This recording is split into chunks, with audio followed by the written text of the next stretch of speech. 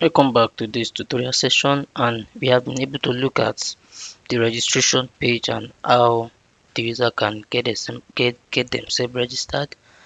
And now we are going to be moving to the login functionality of the application, and we come back to our design. Don't forget we have been able to design the screen for the login, and what we are moving forward to do now is to come up with the logic. And don't forget that we have also linked our database with our page through the settings tab, and we have been able to link our API key together with our database URL.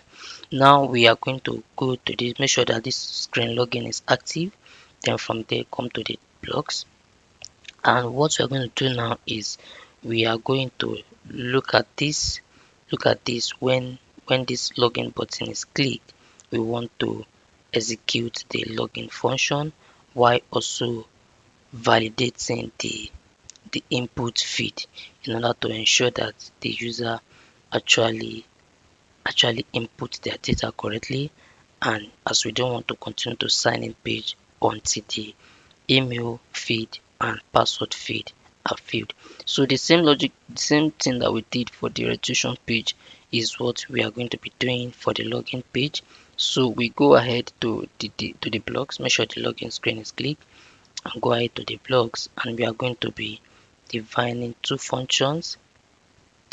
function, and that is the function to two function. First function to sign in the user, and the second function to authenticate the validate the feed. So go ahead to the function tab. It is just a repetition of what we did before. So come in here and say validate input. Let's call this function validate input. And in order for us to validate the input, all we just need to do is loop through it. These are concepts that we have discussed earlier on. So we look for our loop functionality.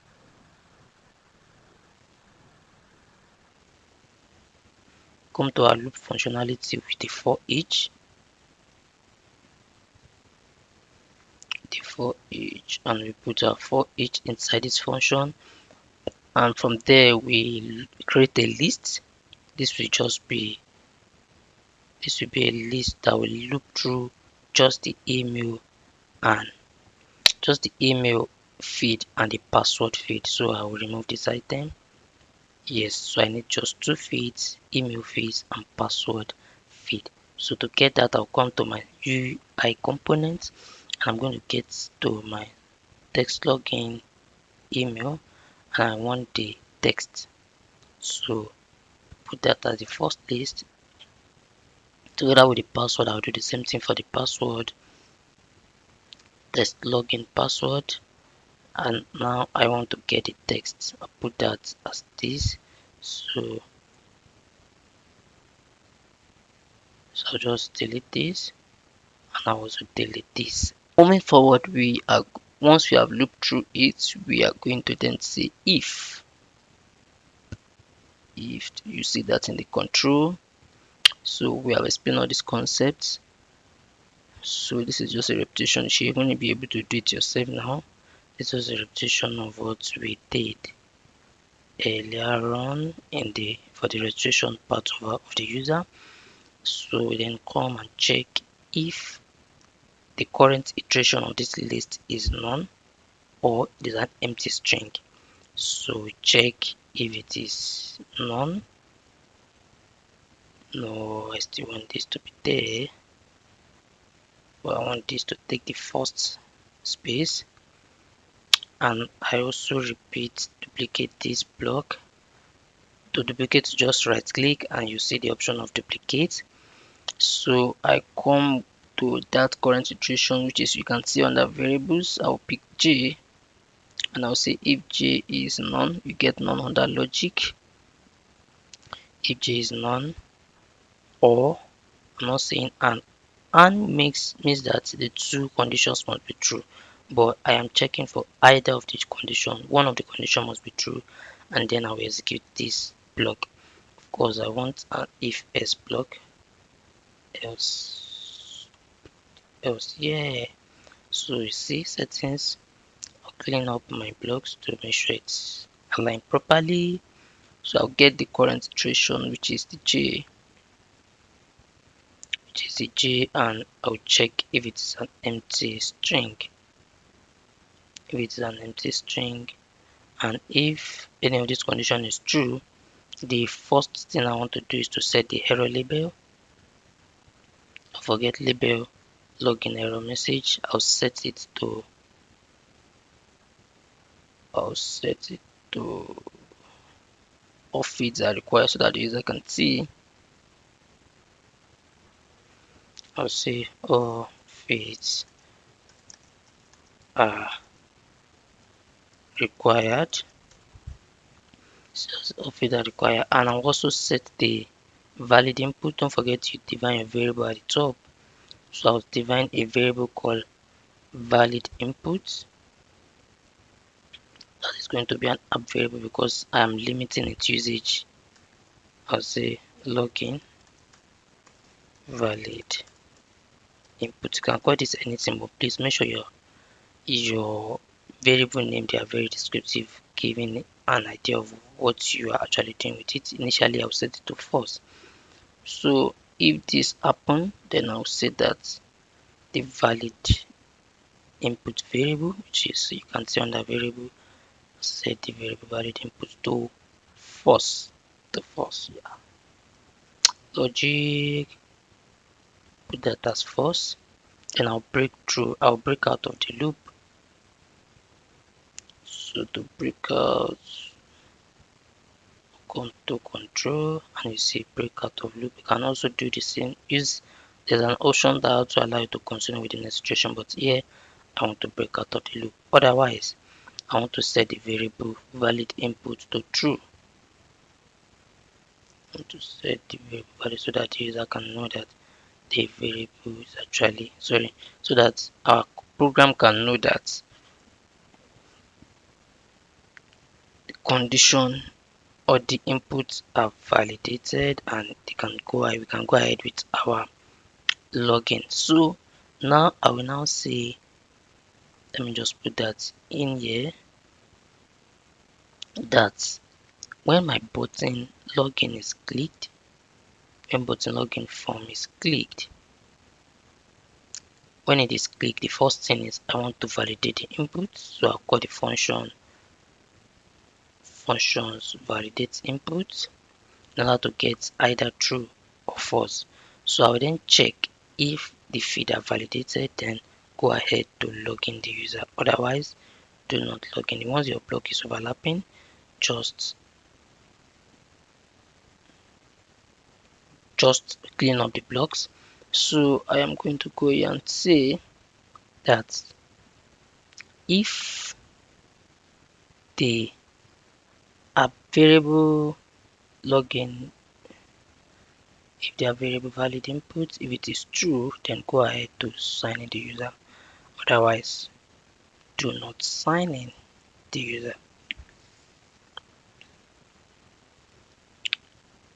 Do not sign in the user. So now, having done that, I'll then create a function. I'll create a function that sign in the user. Create a function that sign in the user. I'll call this function sign in. Should I say user sign in? Whichever one. User sign in function. So of course, don't forget that we are still going to be using our Firebase database. That is what we are going to be using to sign the user in. So but before we do this, I want us to create two variables. The first one, now look at when we're registering, we actually, after signing the user in, we actually save the user ID in a variable in order for us to know if the user have been signed in or not, together with the email. So we are going to be doing that here, so that when the user sign in, we want to save their user ID, their unique user ID, and also their email in a stored variable. Stored variable implies that the variable or the space, the value that you store in that space is going to be available all through your applications, like all through your screens. Like it will be available in the screen login page, register, and every other subsequent screen that you are going to be creating. So I'm going to be creating those two variables now. I'm going to be initializing it here in this page. So I will go to variable, initialize. It's going to be a store variable, but please make sure that the name is the same. Make sure that the name that you give it is the same. Look at it here. You can even, for to be sure, you can just copy the exact value that you have there and come in here and paste it. That's for variable user ID. So I will also do the same thing, initialize store variable again, and this time around it is going to be the email.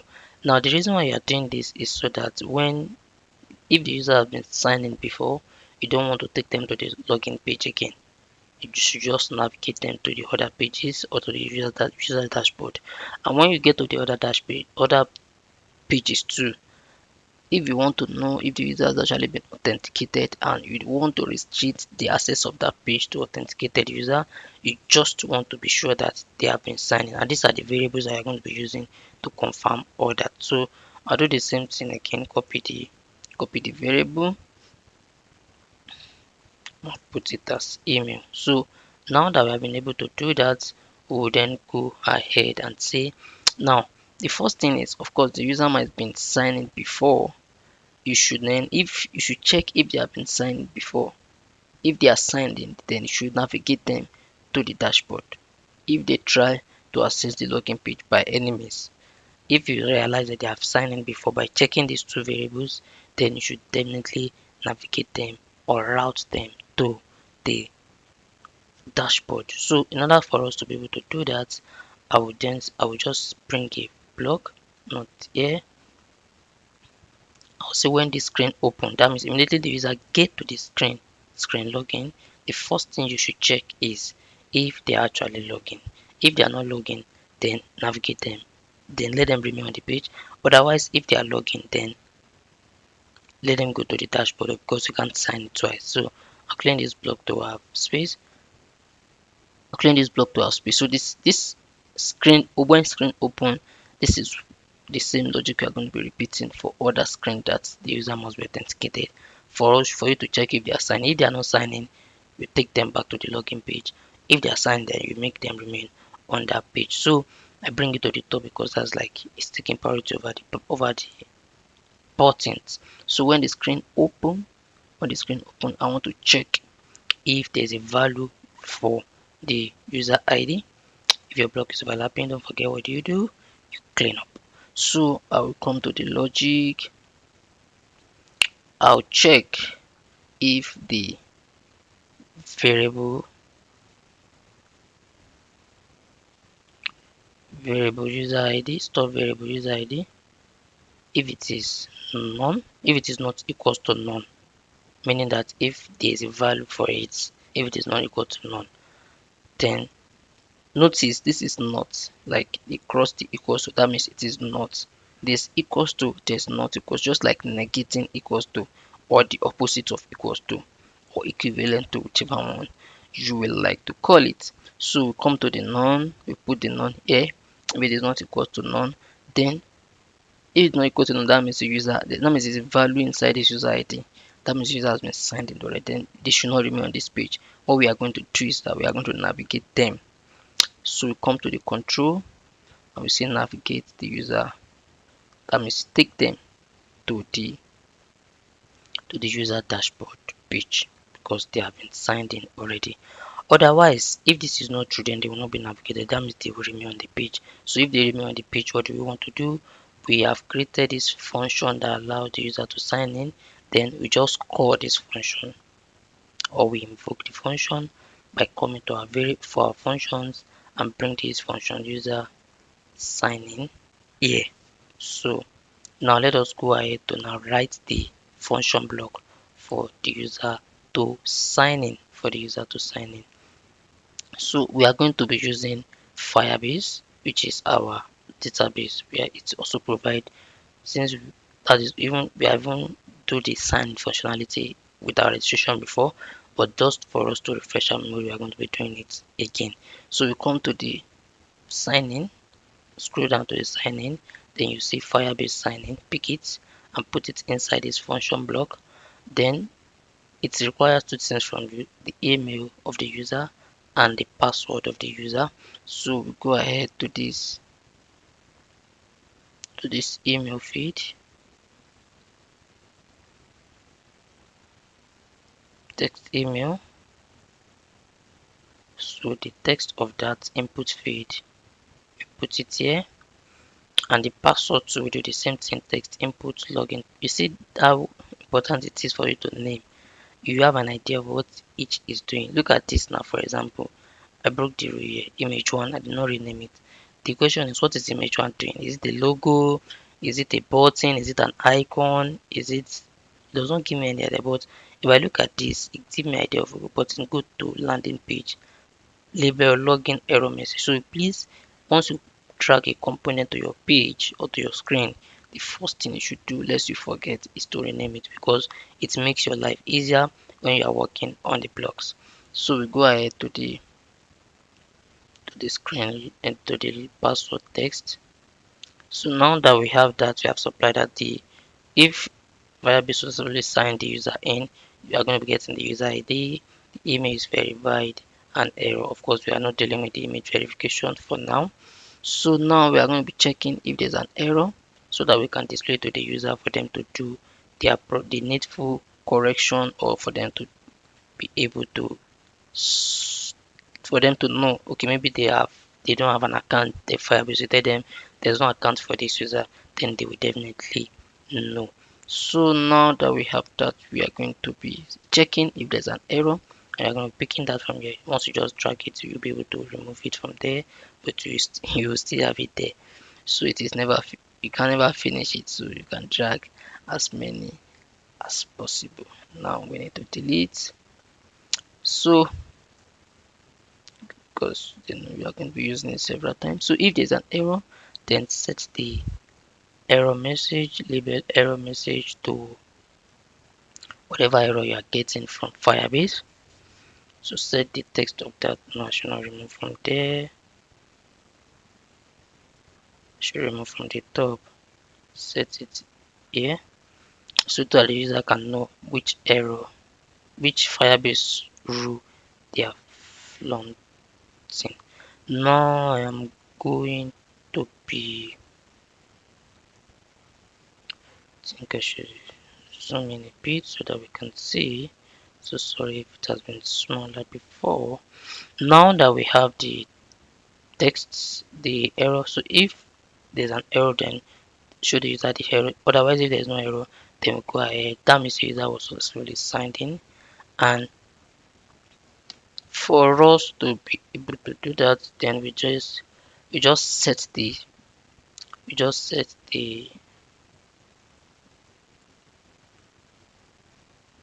we just set the user ID. Don't forget that is what you used to know that the user has been successfully signed in. So I'll come to the variables, then I'll set, just pick any set. You can change the variable that you want to set. So the variable I want to set, you can see all the variables you have defined. So set variable user ID, and what am I setting it to? I'm setting it to the user ID that I'm getting from Firebase. Another thing I'll also do is I'll set variable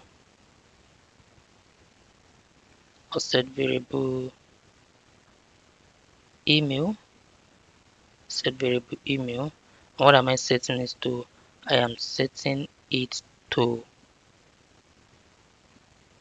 I'm setting it to the email of the user. Let me just duplicate it here.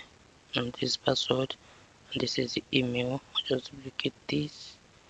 I'll set that to the user email, and even the email can be very useful to me some other times. So after I've set that, I will then do what?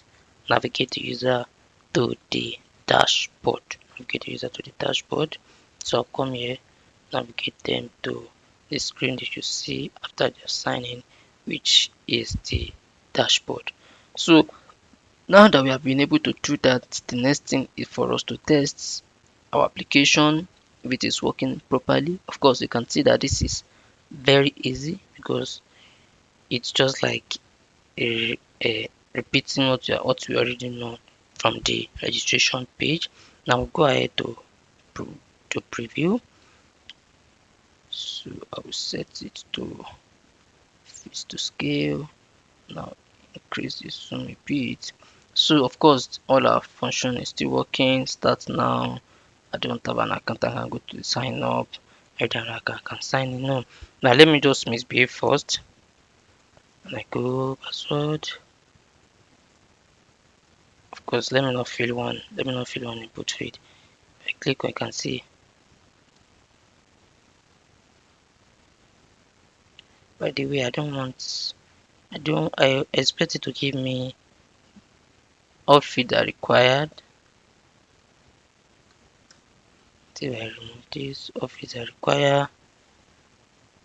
If I do this and I click on it, okay, that means when I press password and I remove it,